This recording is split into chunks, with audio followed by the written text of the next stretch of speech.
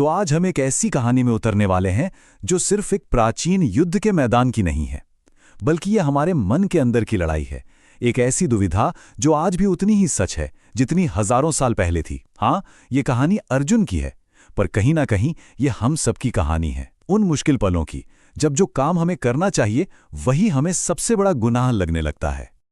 एक पल के लिए सोचिए, क्या होगा अगर जिंदगी के सबसे जरूरी मोड़ पर सही काम करने की कीमत हो अपने ही सबसे प्यारे लोगों को दुख पहुंचाना? क्या करेंगे तब? बस यही एक सवाल है जो आज की हमारी इस पूरी बातचीत की जड़ में है। तो चलिए सीधा चलते हैं कहानी के उस सीन पर जहां फिलॉसफी का शायद सबसे बड़ा ड्रामा शुरू होता है। मंच समझिए एकदम तैयार है। तो कहानी शुरू होती है एक बहुत ही खास जगह पर, कुरुक्षेत्र। लेकिन इसे सिर्फ एक बैटलफील्ड, एक युद्ध का मैदान समझना भूल होगी। इसे धर्म क्षेत्र कहा गया है, मतलब न्याय का मैदान।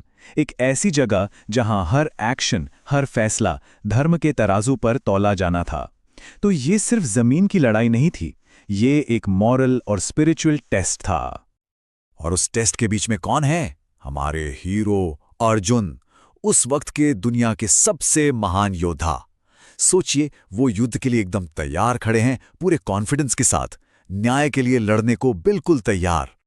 तो अब आता है कहानी में वो मोड़ जहां सब कुछ बदलने वाला है। और मजे की बात यह है कि इसकी शुरुआत एक बहुत ही सिंपल सी रिक्वेस्ट से होती है। अर्जुन का इरादा एकदम क्लियर है। वो अपने सारथी कृष्ण से कहते हैं कि रथ को दोनों सेनाओं के बीच में ले चलो। क्यों? ताकि वो देख सकें कि उन्हें लड़ना किससे है। ये एक वॉरियर की प्योर स्ट्रैटेजी है, इसमें इमोशंस का कोई काम नहीं, या कम से कम अर्जुन को तो यही लग रहा था। और बस यही है वो टर्निंग पॉइंट। जैसे ही रथ बीच में रुकता है, अर्जुन की पूरी दुनिया एक झटके में हिल जाती है। सामने कोई दुश्मन नहीं है, सामने तो उनका अपना परिवार खड़ा है। उनके गुरु, उनके दादा, उनके भाई, उनके बेटे। एक ही पल में एक योद्धा का कर्तव्य एक इंसान के रिश्तों के सामने छोटा पड़ जाता है। और अर्जुन के अपने शब्द ही इस सदमे और डर को सबसे अच्छे से बताते हैं। अचानक से युद्ध क्यों हो रहा है, इसका मकसद क्या है, सब धुंधला पड़ जाता है और सिर्फ एक चीज साफ दिखती है, अपनों को खोने का दर्द। अब ये देखना बड़ा दिलचस्प है कि मन में आया ये तूफान कैसे उनके शरीर पर असर डालता है। ये सिर्फ एक इमोशनल ब्रेकडाउन नहीं है। जरा सोचिए, दुनिया का सबसे बड़ा आर्चर, सबसे बड़ा धनुर्धर, और उसके हाथ कांप रहे हैं। ये उनके अंदर चल रही उथल पुथल का सीधा फिजिकल सबूत है। मतलब मन इतना परेशान है कि शरीर ने जवाब दे दिया है। आप ये लक्षण देखिए, हाथ पैर कांपना, मुंह सूख जाना, त्वचा में जलन होना। एक वॉरियर का अंदर का कॉन्फ्लिक्ट उसकी सारी बाहरी ताकत को कैसे जीरो कर देता है, ये उसका जीता जागता सबूत है। अरे, जिस गांडीव धनुष को उठाना देवताओं के लिए भी मुश्किल था, वो उनके हाथ से छूटकर गिर रहा है। तो ये जो हालत है अर्जुन की, इस मनोवैज्ञानिक स्थिति को एक नाम दिया गया है, मोह। मोह यानी बहुत गहरा पर्सनल अटैचमेंट। ये एक ऐसा भ्रम है जो सही गलत सोचने की ताकत छीन लेता है और इंसान को अपने कर्तव्य से भटका देता है। ये कोई दया या करुणा नहीं है, ये एक तरह का कन्फ्यूजन है, एक भ्रम है। अब इस निराशा की हालत में अर्जुन क्या करते हैं? वो लड़ने से मना करने के लिए एक लॉजिकल केस बनाने की कोशिश करते हैं।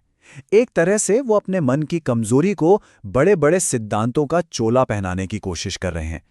उनका पहला आर्ग्यूमेंट क्या है कि भाई, कोई भी जीत, कोई भी राजपाट, कोई भी खुशी अपने ही परिवार वालों को मारने के पाप से बढ़कर नहीं हो सकती।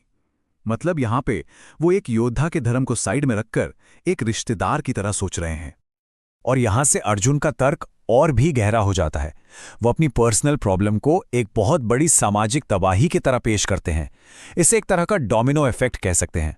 वो कहते हैं कि अगर युद्ध में बड़े बुजुर्ग मारे गए तो परंपराएं खत्म हो जाएंगी, परंपराएं गईं तो समाज में अधर्म फैलेगा, अधर्म से समाज बिगड़ेगा और इसका असर इतना बुरा होगा कि हमारे पूर्वजों तक को शांति नहीं मिलेगी। मतलब एक छोटी सी लड़ाई से पूरी सभ्यता का नाश। तो सवाल यह है कि जब सारे लॉजिक, सारे आर्ग्यूमेंट्स फेल हो जाते हैं और हाथ में सिर्फ बेबसी रह जाती है, तब क्या होता है? और वही होता है अर्जुन के साथ।